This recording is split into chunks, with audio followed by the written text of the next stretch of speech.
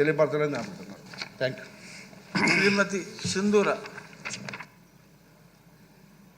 Thank you అధ్యక్ష, నాకు అవకాశం ఇచ్చినందుకు. పుట్టపర్తి నియోజకవర్గంలో ప్రీ మెట్రిక్ ఇంకా పోస్ట్ మెట్రిక్ హాస్టల్స్ 13 ఉన్నాయి అధ్యక్ష. ఇందులో 8 వాటికి గవర్నమెంట్ బిల్డింగ్స్ ఉన్నాయి అధ్యక్ష, 5 ప్రైవేట్ బిల్డింగ్స్లో నడుపుతున్నారు అధ్యక్ష. ఈ 5 వాటికి ఏమైనా గవర్నమెంట్ బిల్డింగ్స్ కట్టించే ఉద్దేశం ప్రభుత్వం ఏమైనా చేస్తుందా?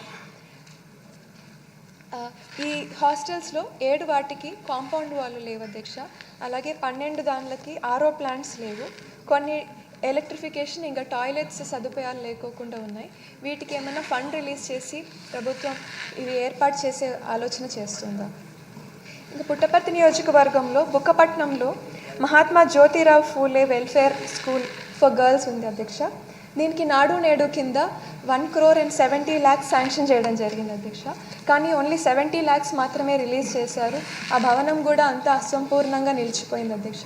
కనీస మౌలిక సదుపాయాలు లేకపోవడంతో మొన్ననే దీన్ని పుట్టపర్తిలో ఉన్న ఒక ప్రైవేట్ ఇన్స్టిట్యూట్లోకి మార్చడం జరిగింది.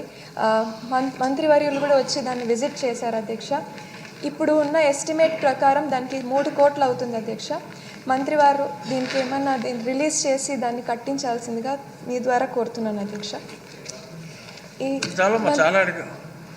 సార్ ఇంకొకటి సార్, మెగా డిఎస్సి రిలీజ్ చేస్తున్నారు కదా అధ్యక్ష, 16,347 టీచర్ పోస్టుల కోసమని.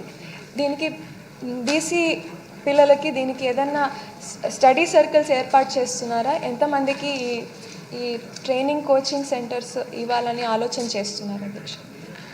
Thank you. మంత్రి గారు క్లుప్తంగా.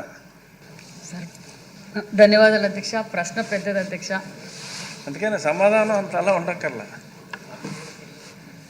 మరి సోదరులు అడిగినట్లుగానే నా బీసీలు నా కాపులు అనే అన్ని రంగాలని ఓటేయించుకొని కులాలను చూపించి ఓటేయించుకొని గత ప్రభుత్వం మోసం చేసిందనే విషయం మీకు అందరికీ తెలుసు అధ్యక్ష.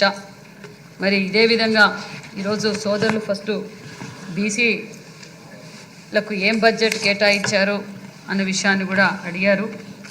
మరి బీసీలు అంటేనే తెలుగుదేశం అంటేనే బీసీలు అన్న నందమూరి తారక రామారావు గారు పార్టీ పెట్టిన తర్వాతే బీసీలు గుర్తించి బీసీలు అన్ని రంగాల్లోనూ ముందుండాలి అని అందరినీ రాజకీయంగా సామాజికంగా విద్యాపరంగా అన్ని రంగాల్లోనూ ముందుకు తీసుకొచ్చిన దేవుడు అనాలి అన్న నందమూరి తారక రామారావు. ఆ రోజు నుంచి ఈ రోజు వరకు మరి బీసీలంతా ఎన్డీఏ ప్రభుత్వానికి ఓటేసి, ఎందుకంటే గత 5 సంవత్సరాల్లో ఎన్డీఏ ప్రభుత్వంలో ప్రజలు బీసీలు ఇబ్బంది పడ్డారన్న విషయాన్ని తెలుసు. మరి బటన్ నొక్కేదారు తప్ప స్వయం ఉపాధి పథకాలు ఏదీ చేయలేదన్న విషయం